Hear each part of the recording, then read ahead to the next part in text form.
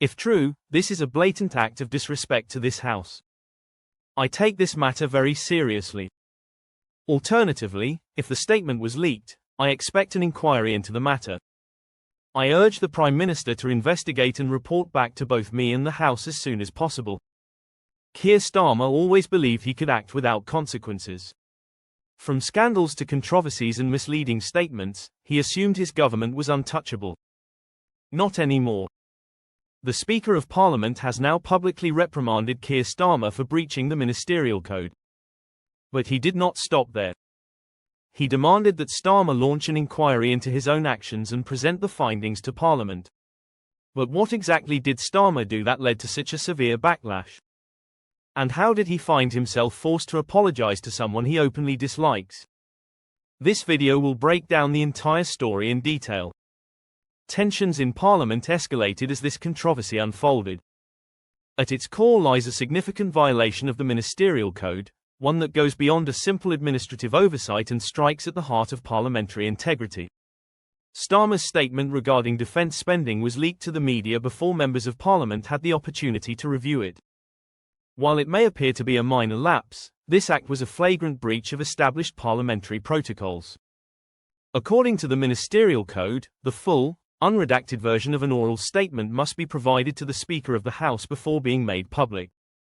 Additionally, the opposition's chief whip's office must receive an electronic copy at least 45 minutes prior to the announcement. Under no circumstances should the media receive details of the statement before Parliament has had the chance to scrutinise it. In other words, analysts and journalists should not be discussing something that has yet to be formally presented. The government's own ministerial code clearly states that statements should be provided in advance to both the opposition and the Speaker, with no redactions. Reports that parts of the statement were selectively provided to the media beforehand are deeply concerning. If true, it is a grave discourtesy to Parliament. Starmer's administration completely disregarded these rules, allowing media access before parliamentary review. Was this an attempt to generate hype and frame Starmer's defense spending decisions in a favorable light, aligning them with Donald Trump's preferences? The situation worsened when the statement presented to Parliament was redacted, with sensitive details removed. This deliberate omission raised serious transparency concerns. Was this incompetence, or a calculated move to control the narrative? Either way, it was an undeniable insult to Parliament. Speaker Sir Lindsay Hoyle responded swiftly and decisively. Addressing the House, he delivered a scathing rebuke, condemning Starmer's blatant disregard for parliamentary procedures. He emphasized that the ministerial code mandates that statements be shared in full with both the opposition and the Speaker. He also voiced deep concern that redacted details had been selectively leaked to the media, branding this as a direct act of disrespect. The Speaker left no room for ambiguity. Such behavior would not be tolerated. He insisted that the Prime Minister investigate the breach and report back to Parliament. With no means of escaping scrutiny, Starmer was left with no choice but to issue an apology, a humiliating moment for a leader who has long positioned himself as a champion of integrity and transparency. Starmer's attempt to downplay the controversy was unconvincing. He assured Parliament that the leak was unintentional and that an internal investigation would take place. But his words rang hollow. Mr. Speaker, I want to make it clear that this was not deliberately provided to the media. I will conduct an inquiry into the matter.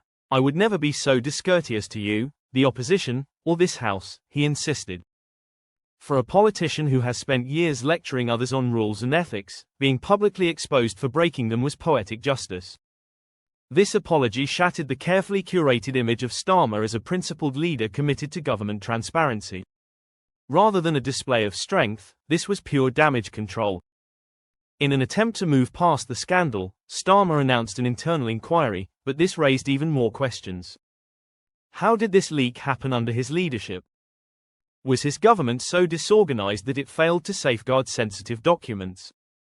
Or was this a deliberate attempt to manipulate public opinion by feeding selected details to the media before Parliament could question them? Regardless of the cause, this incident proves that Starmer is struggling to maintain control over his own government. His authority is weakening, and internal divisions are beginning to surface. In fact, shortly after the scandal erupted, Labour's International Development Minister, Annalisa Dodds, resigned in protest. Her resignation was a direct response to Starmer's decision to slash foreign aid to increase defence spending, an unmistakable act of defiance that highlighted the growing dissatisfaction within his own party. Labour is now in turmoil. Ministers are openly questioning Starmer's leadership, party members are frustrated, and the government is struggling to present a united front. For a leader who claims to be strong and decisive, the reality appears quite different. His administration is chaotic, reactionary, and unable to maintain discipline. Now, let's take a moment. If you're enjoying this video, please like and share it. Subscribe to our channel for more exclusive coverage on British politics and the ongoing shifts within government.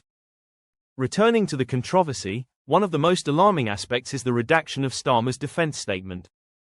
What was his government attempting to conceal? It has now emerged that Starmer's big defence announcement was less about Britain's national security and more about impressing Donald Trump. Reports suggest that his team carefully choreographed the statement as a political maneuver to win favour with Trump. Even US officials were kept in the dark until the last moment. Insiders reveal that Starmer's primary aim was to demonstrate the UK's commitment to increased military spending, even if it meant cutting aid to struggling nations. To avoid backlash, the government redacted key portions of the official statement before presenting it to Parliament. This explains why Starmer's team selectively leaked parts of the statement to the media. They wanted the headlines to emphasize increased defense spending, not the controversial political calculations behind it. However, the strategy backfired spectacularly. Instead of controlling the narrative, the leak exposed the government's dishonesty and forced Starmer into an embarrassing retreat. This scandal is not an isolated event but part of a growing pattern. Time and again, Starmer has shown a tendency to bend the rules while expecting others to follow them without question.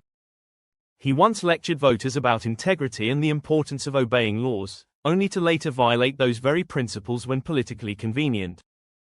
The same Keir Starmer who misled voters with grand economic promises, only to abandon them when convenient, is now under fire for breaching parliamentary protocols. His government has even been accused of pressuring the media to suppress negative coverage, further undermining his supposed commitment to transparency.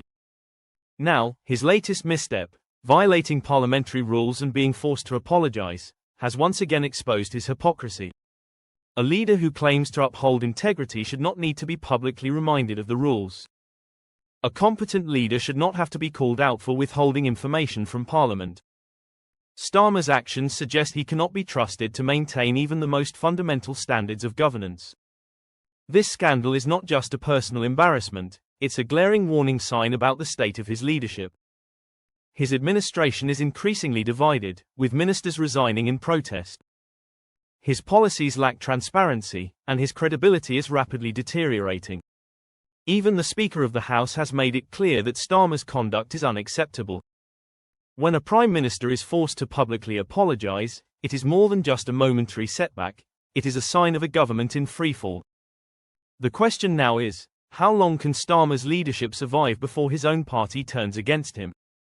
His authority is crumbling, his government is losing credibility, and the cracks in his administration are growing by the day. What do you think? Was this leak intentional?